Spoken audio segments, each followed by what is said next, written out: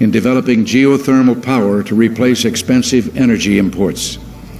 The United States remains the Philippines' leading trading partner, and American firms are the largest foreign investors in your country, reflecting their confidence in your progress and prospects for economic growth.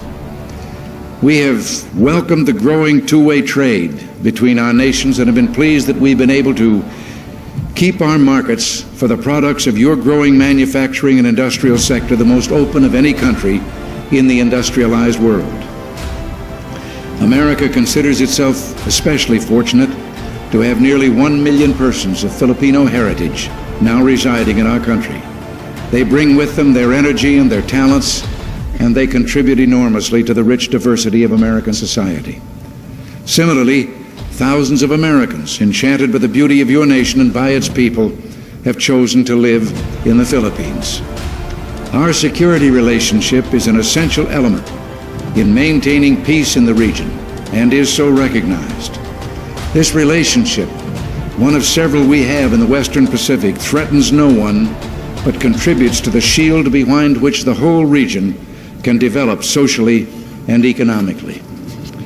Mr. President, under your leadership, the Philippines stands as a recognized force for peace and security in Southeast Asia through its bilateral efforts and through its role in ASEAN, which is the focus of our regional policies in Southeast Asia. Mr. President, Mrs. Marcos, the United States deeply values its close friendship and alliance with the Philippines. We seek to use this visit to further strengthen our ties with your country. Nancy and I are personally delighted that you're here, and we say welcome to the United States, welcome to our national home.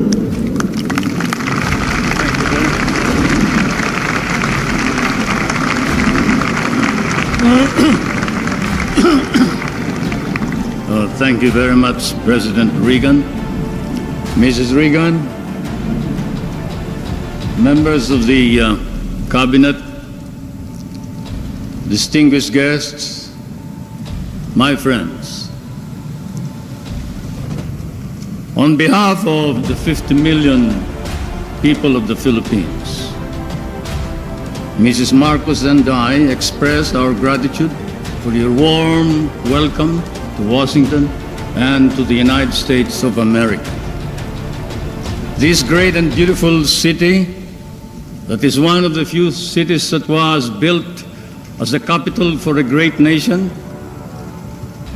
is indeed, as has been written, the key to knowing the secret of America. And this house of the American people, an American frontier that never vanishes.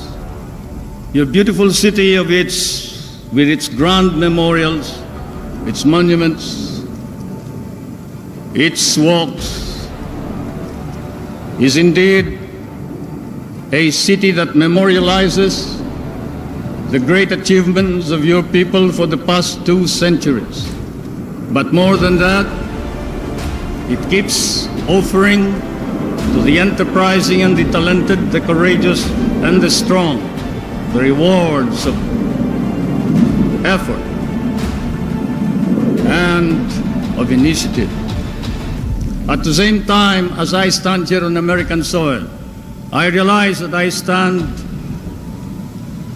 on what may be the center of the government of the United States of America, here where, as I have often stated, the future is being born. The future is being born depending upon the man who is in the White House.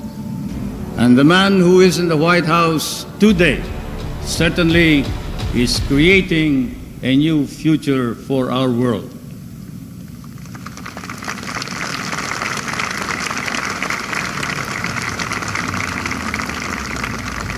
For Mr. President, I come from that part of the world wherein the poorest of the world's population live. I come from that part of the world that cherishes an image of America with its ideals, its dreams, its illusions. I come from the Philippines, a part of Asia, which has been molded along the principles of American democracy. We learn to love these ideals and principles, and we lost 1 million of our people fighting for them in the last war. We have always stood by these ideals. We shall continue to do so, whatever may be the cost, at the risk of our fortunes, our lives, but more important of all, our honor. We stand for the ideals of democracy that is our legacy from the United States of America.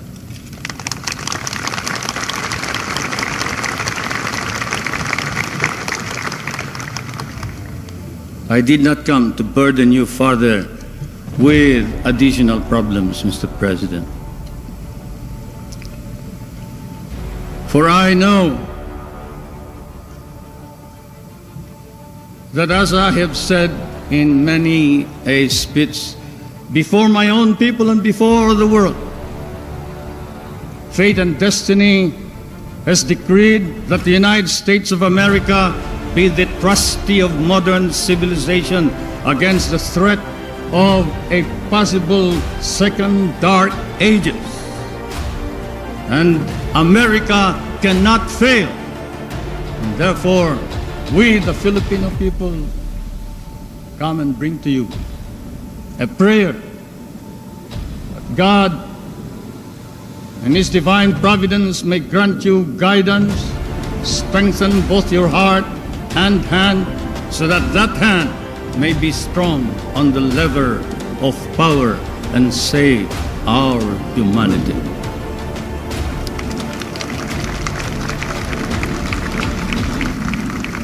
If America fails, then the world is lost.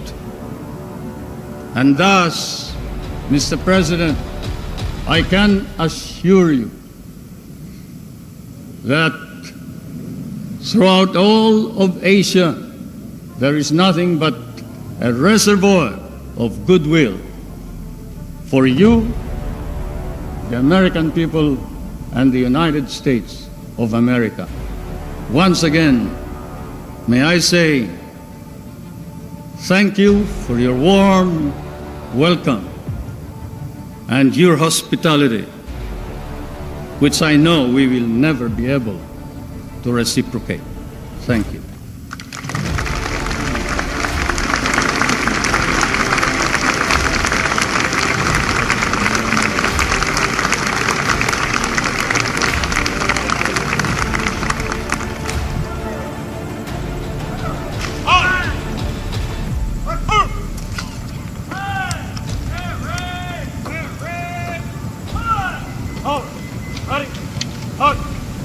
Thank you. Well, should I thank you?